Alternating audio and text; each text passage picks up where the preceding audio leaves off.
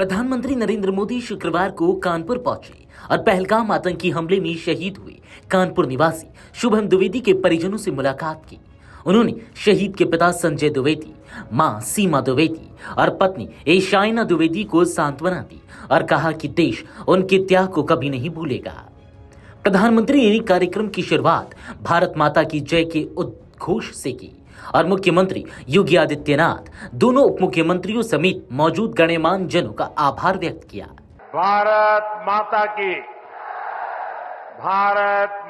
की कानपुर में विकास का एक कार्यक्रम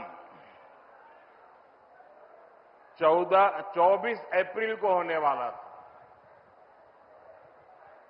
लेकिन पहलगाम हमले के कारण मुझे अपना कानपुर दौरा रद्द करना पड़ा। पहलगाम के पीएम मोदी ने कहा कि 24 अप्रैल को प्रस्तावित यह विकास कार्यक्रम पहलगाम आतंकी हमले के कारण स्थगित करना पड़ा, लेकिन आज जब वह कानपुर आए हैं तो शहीद शुभम की पीड़ा और उनकी पत्नी एशियाना का आक्रोश महसूस कर पा रहे हैं। प्रधानमंत्री ने कहा, हमारी बेटियों और बहनों का वही आक्रोश ऑपरेशन सिंदूर के रूप में पूरी दुनिया ने देखा। हमारी सेना ने पाकिस्तान में घुसकर सैकड़ों मील अंदर आतंकी ठिकाने तबाह किए। पाकिस्तानी सेना को युद्ध विराम की गुहार लगानी पड़ी, लेकिन मैं साफ कर दूं, ऑपरेशन सिंदूर अभी खत्म नहीं हुआ है। दुश्मन किसी धोखे में ना रहे।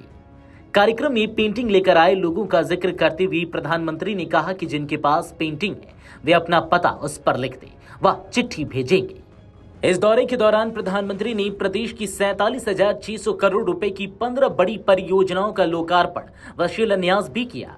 इसमें बुनियादी ढांचे, बिजली, जल आपूर्ति और सड़क विकास से जुड़ी कई योजनाएं शामिल हैं। पीएम मोदी दोपहर करीब 2 घंटे 15 मिनट कानपुर में रुके।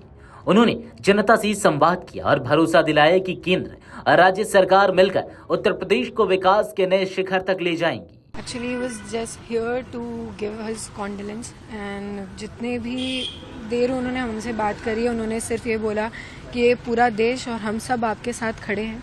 वो दुखी थे, उनके चेहरे से, उनके हाव भाव से समझ में आ रहा था। पापा के पास भी आके उनके कंधे पे हाथ रख के उन्होंने बोला कि हम सब खड़े हैं आपके साथ और ये लड़ाई हमारी यहाँ ख़त्म नहीं हुई है, ये लड़ाई और बड़ी है और चलेगी। और पर्सनली उन्होंने मुझसे इस पूरी ये जो इंसिडेंट था उससे रिलेटेड पूछा कि क्या हुआ, कैसे हुआ, कितने बजे, सारी चीज़ें जो इन्फॉर्मेशन थी। बाकी वो सब खुद जानते थे, वो खुद मुझे लगता है वो सभी के ऊपर उन्होंने नज़र रखी है। मैं कहाँ से हूँ या फिर ये फैमिली क्या है, मैं शुभम क्या है, सब जानते थे, सब उन्हें ऑलरेडी। प्रधानमंत्री ने आपसे ये भी बोला कि जो लड़ाई है टेररिज्म के अगेंस्ट वो भी खत्म नहीं हुई है। बिल्कुल, उन्होंने सबसे पहले ये बोला कि लड़ाई लंबी है और अभी चलेगी, उन्होंने ये बोला, तो इसका मतलब है।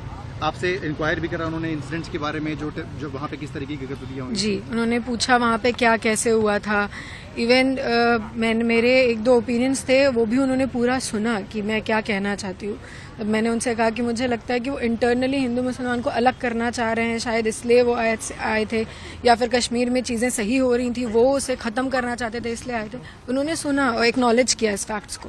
क्या बात अपने प्रधानमंत्री ने अपने आपके सामने इस पूरी बात सुन के रखी? उन्होंने कहा कि मुझे भी, मतलब हम सबको भी इस घटना से यही लगता है कि यही रीज़न थे उनके यहाँ पे इस तरीके से अटैक करने का। नहीं तो ये पहला टेरर अटैक है जहाँ पे धर्म पूछ के मारा जा रहा है, तो इसका यही मतलब। आपकी पूरी मीटिंग रही, कैसे देखती हैं इसको? भावुक बोल है आपके लिए? बिल्कुल भावुक है, वो खुद भी बहुत भावुक थे और पूरे परिवार से मिलकर उन्होंने यही बोला कि पूरा देश आपके साथ आज खड़ा है। जब आपने प्रधानमंत्री जी को कहा होगा कि धर्म पूछ के उन्होंने मारा, तो उनका पहला रिएक्शन क्या था? मैंने उनसे ये बोला कि वो धर्म के लिए हमें धर्म में बांट रहे थे। मैंने ये नहीं कहा कि वो धर्म पूछ के मारा, ये तो सबको पता ही है। मैंने उनसे ये कहा कि वो पाकिस्तानी, वो टेररिस्ट आके हमसे धर्म पूछ के हमें मार रहे थे, वो इंटरनली हमें हिंदू मुसलमान में बांटना चाह रहे थे। मैंने ये बोला। तो उसका प्रधानमंत्री जी का रिएक्शन? उन्होंने कहा कि वो दोबारा मिलेंगे और फिर इस बारे में या फिर जो भी चीजें हैं वो आगे बात करेंगे। अगर आप ये वीडियो YouTube पर देख रहे हैं तो हमारे चैनल को सब्सक्राइब कर बेल आइकन दबाएं और Facebook पर देख रहे हैं तो हमारे पेज को लाइक करें।